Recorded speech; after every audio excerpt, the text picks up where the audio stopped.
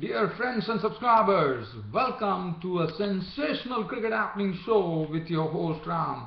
And the reason that I am saying that this is a sensational cricket happening show is because a world record was created as far as one-day international cricket is concerned.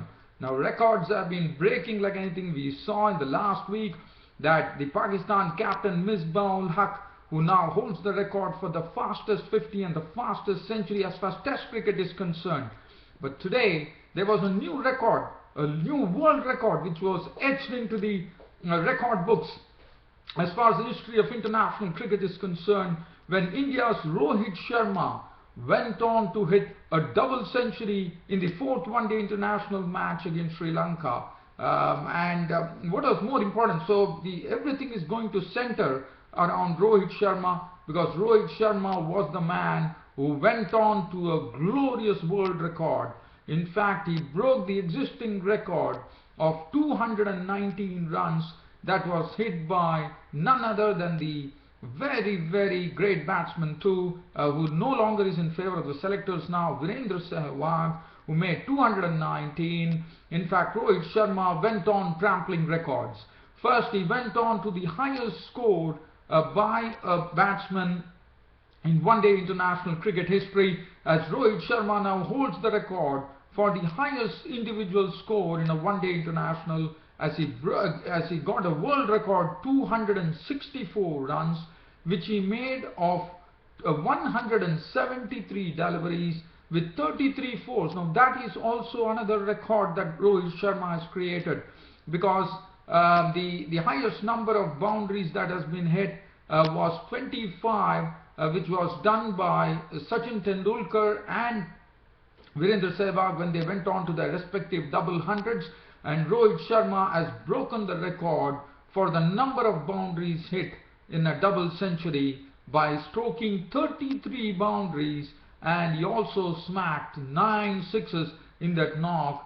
264, a monumental score, as I said. He went on trampling records. And also one more record that Rohit Sharma created is he has become the first player in the history of one-day international cricket to score a double century twice. It has not been done by any batsman in the annals of one-day international history so far. Rohit Sharma holding the proud record for being the most, having the highest individual score as far as one-day international score is concerned, having 2 double centuries, becoming the first person to do so, and also holds the record for the maximum number of boundaries being hit in a one-day international while scoring a double century. Oh, Rohit Sharma, the person who was not in this Indian team, he today made a comeback into the Indian team after the injury he suffered, and what a way to start off. And I mean, this was something, this was 150th year as far as Eden Gardens was concerned. Virat Kohli, the Indian captain, and the Sri Lankan captain Angelo Matthews cut a cake before the match started, and that was to celebrate 150 years as far as Eden Gardens in Kolkata was concerned. And let me tell you, I think Rohit Sharma definitely celebrated in great fashion for the Eden Garden crowd in Kolkata by smacking a world record 264 runs of 173 deliveries with 33 fours and 9 sixes, which enabled India to post a monumental 404 for 5 of that 50 overs. The Sri Lankan batting totally I mean, they couldn't really they really couldn't challenge the total of 404, and Sri Lanka were all out for 251. And thanks to Rohit Sharma's heroics, India, who already had actually won the one-day international series 3-0, also now would be eyeing a clean sweep, as thanks to Rohit Sharma, India trampled over Sri Lanka today by defeating them by 153 runs and taking a 4-0 lead in the 5-match series with only 1 to go. And well, one can only feel sorry for the Sri Lankan bowlers, who went on to have received real tap from the Rohit Sharma's bat. And Rohit Sharma, just talking about his batting, He started off in a very slow fashion. In fact, the person who would be repenting that Rohit Sharma went on to smack 264 is one person, and that would be Tissera Pereira at third man, when he dropped a real, I would say, a real easy catch there in the third man region. And Rohit Sharma prospered, and he went on with some booming shots. In fact, Rohit Sharma initially, he also played down a maiden over from the bowling of Angelo Matthews, the Sri Lankan captain, and he was not scoring at any, I mean, he was not scoring at any, at a very rapid pace when he was actually when he was actually starting his innings. In fact, he made a century with a runner ball stuff, but once the century was gone, it was an absolutely transformed Rohit Sharma. And you will know that Rohit Sharma also hit the double century against Australia, as you know. So now this is the second double century, and Rohit Sharma was absolutely severe on anything. And there was a power play which was taken, which has become a habit nowadays. Between 30 and 34 overs, the power play was taken. Rohit Sharma took full charge of it. He took full toll of it and smacked the Sri Lankan bowlers all across the ground. There was not a single place from where Rohit Sharma had not collected runs. He was stroking the ball smoothly, freely, and with great amount of freedom. And Rohit Sharma went on to score 264. In fact, his 9 sixes that he hit, he really attacked the spinners. He went after Ajanta Mendes like nobody's work. He was really giving him real headaches there. But the stroke that stood out was a stroke when he actually flicked Nuwan Kulashekara by taking a ball which was going absolutely pretty wide of the off stump. He used his wrist to flick it over the mid-wicket region for a magnificent six, and India stood on a very monumental total of 404 for 5 after playing the 50 overs. Now Ajinkya Rahane made 28 of 24 balls with 6 fours. Rohit Sharma, I've already spoken, he was the man of the moment. He was the man who totally dominated proceedings today at Eden Gardens in Kolkata. Ambati Rayudu was cheaply dismissed for 8, bowled by Ranga. Virat Kohli was there in a partnership between Rohit Sharma, but I would say Virat Kohli, even though he scored 66 of 64 deliveries with 6 fours, he looked like a mere spectator because the score was galloping at knots when Rohit Sharma was there at the crease, because it was a 202-run partnership, and Virat Kohli's share was only 66 runs. So you could just imagine what was the share that Rohit Sharma had. Suresh Raina made 11 of 5 deliveries with 1 4 and 1 6. Robin Uthappa made a runner ball 16 of as many balls with 1 4. He was not out in the end with 16, and also the partnership between Robin Uthappa and Rohit Sharma was also yielding a lot of runs. In fact, he yielded almost 128 runs. Robin Uthappa's share being only 16. The balance of the runs coming from Rohit Sharma's bat. Rohit Sharma was playing like a marauding player today. 404 for 5 India stood at. And let's have a look at the damage that Rohit Sharma's bat created for the Sri Lankan bowlers. Kulashekara 9 overs for 89 runs, only 1 wicket to show to his name. Angelo Matthews, according to me, was the one who had a decent bowling. 8 overs, 144 runs and 2 wickets. Shaminda Eranga coming into the match was caned for 77 runs of his 10 overs with 1 wicket to show. Tissera Pereira 5 overs went for 43 runs. Sekugye Prasanna was taken to the cleaners as he leaked 70 runs of his 10 overs. Ajanta Mendes probably would never love to bowl to Rohit Sharma. 7 overs carted for 70 runs. Dilshan bowled 1 over in which he gave away 11 runs. As far as the Sri Lankan batting was concerned, chasing a monumental score of 404 raised by Rohit Sharma's bat for India, Sri Lanka definitely felt the pressure. Umesh Yadav, who has already made it a habit in these 4 matches of getting Kushal Pereira's wicket, and Kushal Pereira, I'm sure, would be seeking an answer to how to play Umesh Yadav, as Umesh Yadav picked up Kushal Pereira for the 4th time in this 4th One Day International. In 4 one days he has picked up his wicket every time he has come to the crease.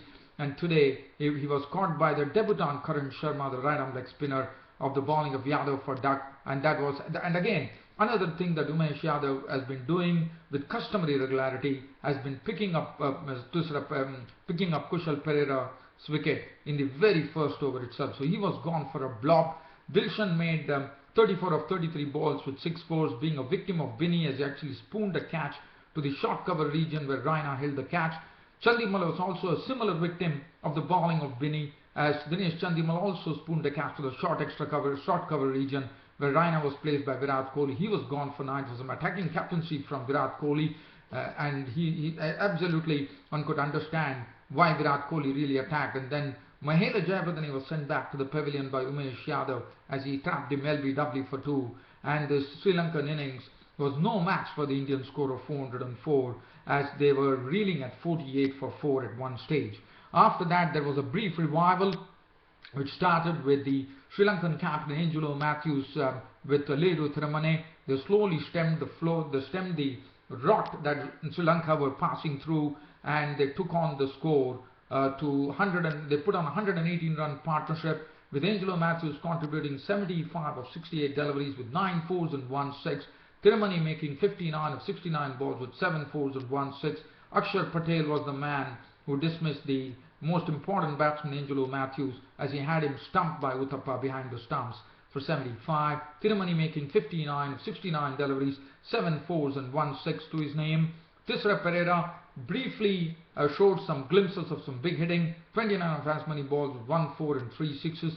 Sekuntya Prasanna was out for 11, and also Kulashekara was out for a duck, and Mendes was out for 4. Ranga was not out on 12. As I said, Sri Lanka posed no challenge for India as Sri Lanka were all out for 251, and that was India's 4th successive one-day international victory in this one-day series against Sri Lanka, thus giving India a 4-0 nil lead in the series.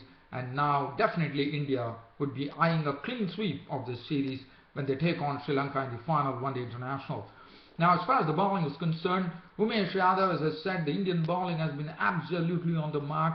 Whatever the Indian bowlers do, the experimentation was there. There was no Ishan Sharma, there was no other bowler, Shami was not there. But look, even the reserve bowling resources did a wonderful job for India, and especially considering the fact that when you have you're defending 404 runs, well, any bowler would really revel in such a situation. Umesh Yadav, 8 overs, no maiden, 2 for 38, pretty impressive. Stuart Binny, 8 overs, 2 for 55. Dhaval Kulkarni, pick of the bowlers, and he bowled excellently. In fact, he bowled a very good line, a tight line, and the Sri Lankan batsman really found it difficult to actually really giving some tap here. Kulkarni, 10 overs, 1 maiden, 34 runs and 4 wickets. Karan Sharma on his debut as right-arm leg spinner, I wouldn't say it was pretty impressive. 9 overs, 1 maiden, none for 64 for him. Akshar Patel, 7.1 overs, no maiden, 2 for 51. Today, I thought Akshar Patel was a bit costly compared to the previous one-day internationals. Suresh Raina bowled 1 over for 3 runs. India leading the 5-match series 4-0. Well, one can very even blindly say that it was Rohit Sharma for his stupendous world record in one-day international cricket history was the player of the match.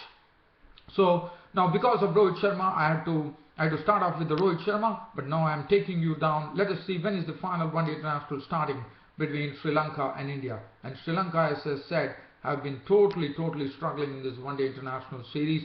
They really have to really work up something if they have to save face before leaving for Sri Lanka when they take on India in the final one-day international of the series to avoid a clean sweep of the series. Now, the other thing that I have to cover briefly, but in fact another record, and this is a record coming in from Pakistan. Now, Misbah ul Haq, as you remember, the other days broke the test record for the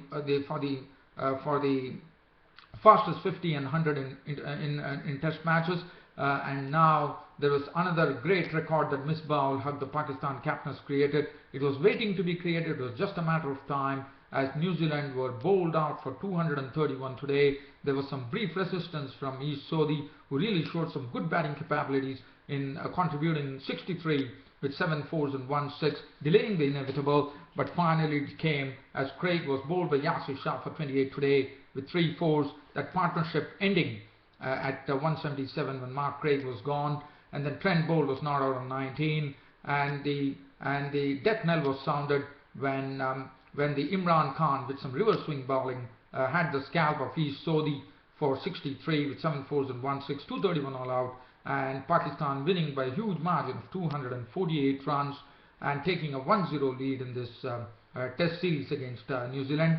And as I said, Misbah-ul Haq, the Pakistan captain, has become the most successful captain in Pakistan Test cricket history, as he got his 15th win under his belt. And as you know, he has now overtaken the greats Javed Miandad and Imran Khan to become the most successful captain. As you know, the other day he equaled the record of the great players, and today he has surpassed it, and now Misbah-ul Haq is holding almost all the records as far as Test cricket is concerned. And Misbah-ul Haq definitely deserves it. His troops have really given him all the support. Rahat Ali, 11 overs, 1 made and 2 for 48. Tremendous bowling from him. Imran Khan, 10.3 overs, 1 made and 2 for 37. Also impressive. Zulfikar Babar, 24 overs, 6 maidens, 48 runs and 2 wickets. 3 for 74 with 18 overs and 1 maiden for Yasir Shah, the red-arm leggy. Mohammad Hafiz bowled 7 overs for 21 runs.